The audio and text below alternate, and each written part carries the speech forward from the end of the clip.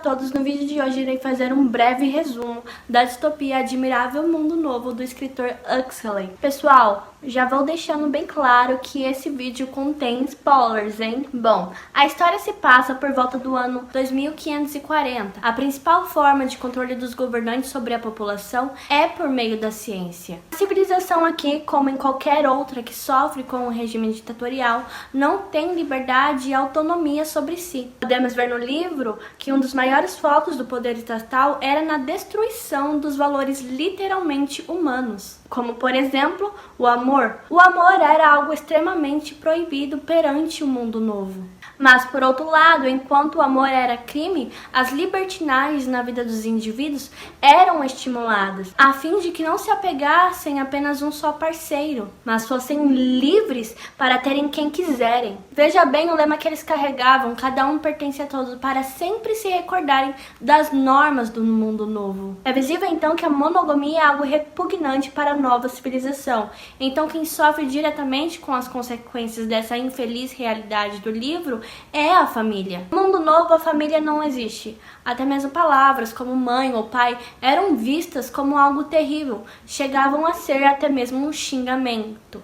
Algo extremamente mundo velho, ou seja, antes de Ford, que foi aquele que influenciou e reestruturou toda a sociedade sobre a sua própria perspectiva de mundo e o salvou de um passado assustador, cheio de doenças, mortes, velhice e tristeza. Entretanto, já que houve a destruição da estrutura familiar, as pessoas eram produzidas por meio da fertilização in vitro. Esses indivíduos eram predestinados e condicionados psicologicamente a viverem conforme os padrões sociais do mundo novo. Todo esse controle social era algo que reprimia o anseio do ser humano por algo além, porque eles viviam apenas sendo direcionados a suprimirem todas as suas ineficiências humanas por meio de prazeres supérfluos, como por exemplo o cinema sensível, que estimulava o crescimento de dopamina das pessoas e causava prazer, proporcionando experiências como se estivessem sentindo tudo aquilo que ocorre dentro da história. Algo não muito diferente do que vemos hoje com o cinema 3D, 4D,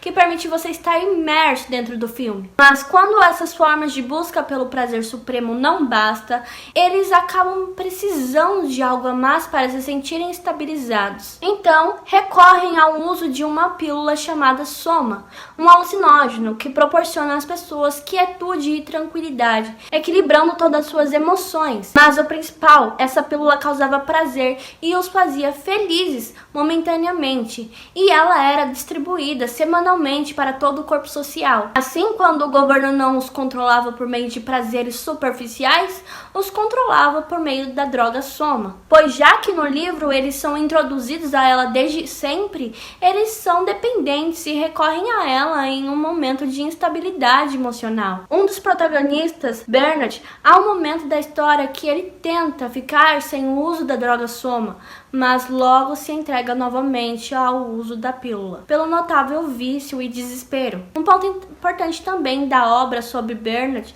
é que ele descobre um mundo totalmente diferente daquele ao qual ele vivia. Especificamente uma ilha, a reserva do selvagem, onde moravam pessoas que guardavam costumes do passado, o mundo velho. Como por exemplo, as crianças eram concebidas por meio da família, o casamento era algo sagrado e divino e digno de ser eterno. As mães tinham prazer em alimentar os seus filhos e amá-los. O amor em si era algo essencial para uma harmonia entre as pessoas. As doenças era algo que fazia parte da natureza humana. A velhice e a morte, consequência da existência dos indivíduos. Ele irá a essa ilha acompanhado de Lenina, uma amiga que estava aproveitando as férias com ele. E nesse período de curiosidade dele, ele acaba encontrando os índios, aqueles que guardavam os costumes antigos. Obviamente, a realidade ali era totalmente contrária à nova civilização. Mas Bernard, por algum motivo, não ficou tão horrorizado quanto Lenina, sua companheira de viagem. A história foi se passando e então eles conheceram John, o selvagem, um dos personagens principais do livro e fruto de duas civilizações, pelos seus pais serem do mundo novo, mas ele crescer cercado de costumes do passado. A história de vida do selvagem é bem interessante. A sua mãe se chama Linda, que pertence à classe beta do mundo novo, que tinha relações com Tomaquin, o diretor do centro de incubação e condicionamento. Linda sofreu um acidente na reserva e foi encontrada muito machucada, e isso acabou afastando-a de seu companheiro. E como lá onde ela estava não havia recursos para impedir uma gestação, como no mundo novo, ela acabou não interrompendo a gestação de John. Então, pela vergonha de ter virado mãe, ela resolve não retornar à civilização. Linda queria continuar com os mesmos costumes que outra hora praticava longe de Malpais. Mas lá eles não eram acostumados com toda essa libertinagem, então eles resolvem menosprezar Linda. E como a Linda é mãe de John,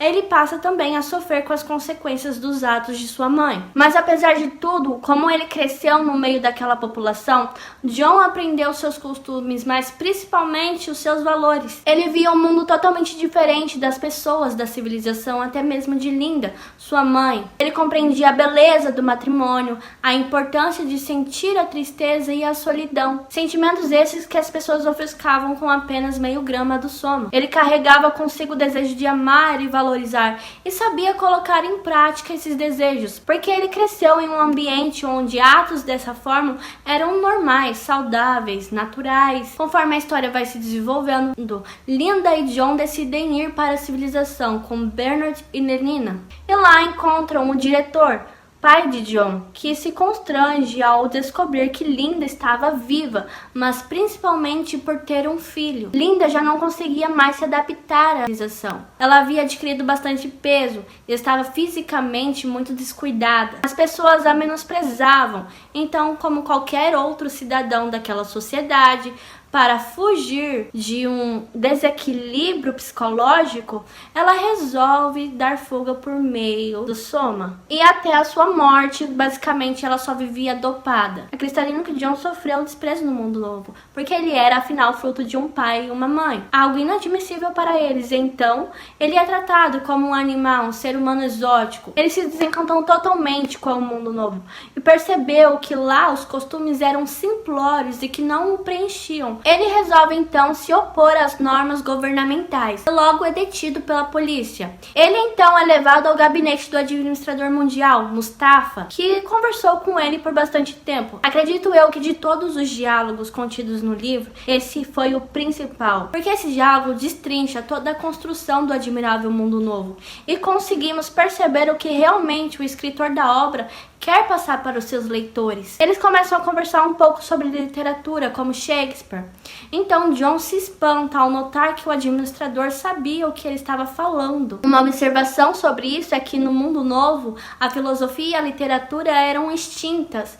Isso ocorreu após as transformações de Ford, diferente da reserva dos selvagens. A principal reclamação de John ao administrador era pelo direito de serem felizes, de serem livres emocionalmente e psicologicamente. Eles conversavam sobre a destruição da arte, do homem e a solidão, a religião, a castidade. No fim do diálogo, o Senhor Selvagem declara o seu anseio por Deus, pela poesia e o desejo de errar e pecar. Ele reivindica tudo aquilo que foi tirado da humanidade pela tirania ditatorial. Ao fim do livro, o jovem se isola para ter um encontro consigo mesmo, com a verdade convicta que ele carregava dentro de si, longe de toda a pecaminosidade do abominável mundo novo. Mas ele é interrompido por vários repórteres e inúmeras pessoas. E não suportando aquele sufoco e a falta de liberdade, com os pensamentos totalmente longe daquelas pessoas, John, o selvagem, decide se suicidar, como um ato de alívio para todo aquele fardo que carregava. Bom, pessoal, esse foi meu breve resumo de Admirável Mundo Novo,